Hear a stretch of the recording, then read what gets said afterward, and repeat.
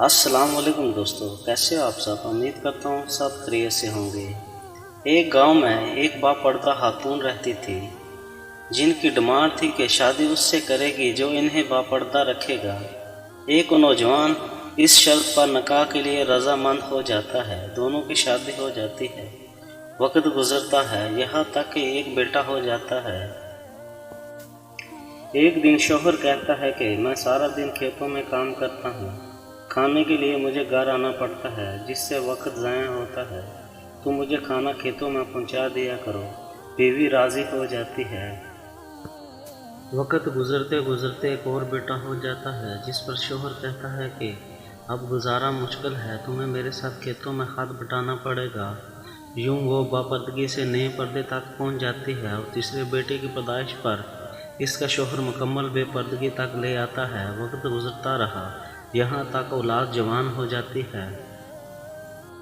ایک دن یوں ہی بیٹھے بیٹھے شوہر ہنسنے لگتا ہے۔ بیوی سبب پوچھتی ہے تو کہتا ہے کہ پڑھا تو پردہ کرتی تھی، آخرکار تیرا پردہ ختم ہو گیا۔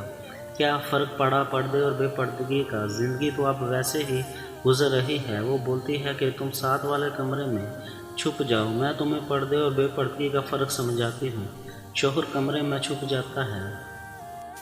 عورت اپنے بال بکھیرے رونا پٹنا شروع کر دیتی ہے۔ پہلے بڑا بیٹا آتا ہے، رونے کا سبب پوچھتا ہے، کہتی ہے تیرے باپ نے مارا ہے۔ بڑا بیٹا ماں کو سمجھاتا ہے کہ اگر مارا ہے تو کوئی بات نہیں، وہ آپ سے محبت بھی تو کرتے ہیں، آپ کا خیال رکھتے ہیں۔ وہ سمجھا بجا کر چلا جاتا ہے۔ عورت پھر سے رونے کی ایکٹنگ کرتی ہے اور منجلے بیٹے کو بلا کر بتاتی ہے کہ تیرے باپ نے مجھے مارا۔ منجلے بیٹے کو غصہ آتا ہے، وہ باپ کو برا بھلا کہتے ہوئے ماں کو سمجھا بجا کر چپ کرا کر چلا جاتا ہے۔ آخرکار عورت یہی ڈرامہ چھوٹے بیٹے کے سامنے کرتی ہے۔ چھوٹا بیٹا تو غصے سے آگ بگولا ہو جاتا ہے اور زور زور سے گالیاں بکتے ہوئے ڈنڈا اٹھاتا ہے اور کہتا ہے کہ ابھی باپ کی خبر لیتا ہوں۔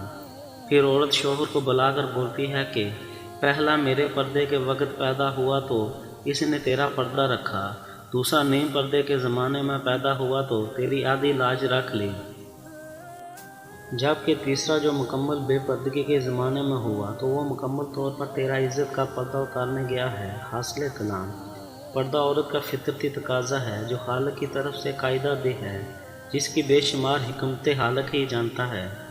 اور یہ دنیاوی قاعدہ بھی ہے کہ اگر آپ کسی مشین کو چلانے کے لیے کمپنی کی ہدایت چھوڑ کر عقل سے چلانے کی کوشش کریں گے تو مشین کی بربادی یقینی ہے۔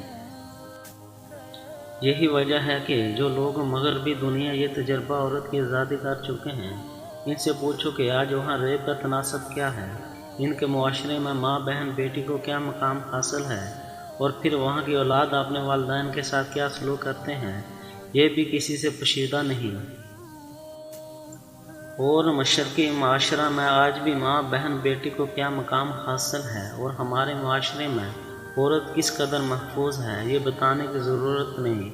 اور جس قدر ماں باپ اپنے بچوں کی تربیت اسلامی اصولوں کے مطابق کرتے ہیں، اسی قدر بچوں سے خدمت کا لطف اٹھاتے رہتے ہیں۔ ایک عورت کا شوہر منافق تھا اور اس عورت کی یہ حالت تھی کہ ہر چیز پر ہوائے کول ہو یا فال ہو بسم اللہ کہتی تھی۔ اس کے شوہر کو اس کی یہ حرکت ناگوارا تھی۔ اس نے سوچا کہ کبھی اسے شرمندہ کروں گا۔ چنانچہ اس نے اپنی بیوی کو ایک تھیلی دی اور اس سے کہا کہ اس کو محفوظ رکھنا۔ اس عورت نے اس کو ایک جگہ رکھ کر چھپا دیا۔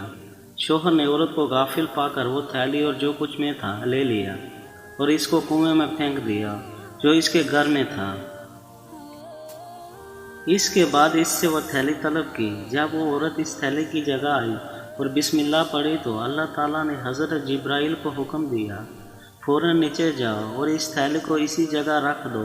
اس عورت نے اپنا ہاتھ اس جگہ رکھا تاکہ اس کو لے سکوں۔ چنانچہ جس طرح اس نے اشرفی کی تھیلی کو رکھا تھا اسی طرح اس کو اٹھایا اور شوہر کے حوالے کر دیا۔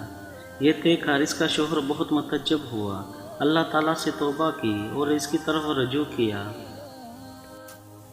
دوستو، اگر ویڈیو اچھی لگی ہو تو لائک شیئر سبسکرائب ضرور کریں۔ شکریہ۔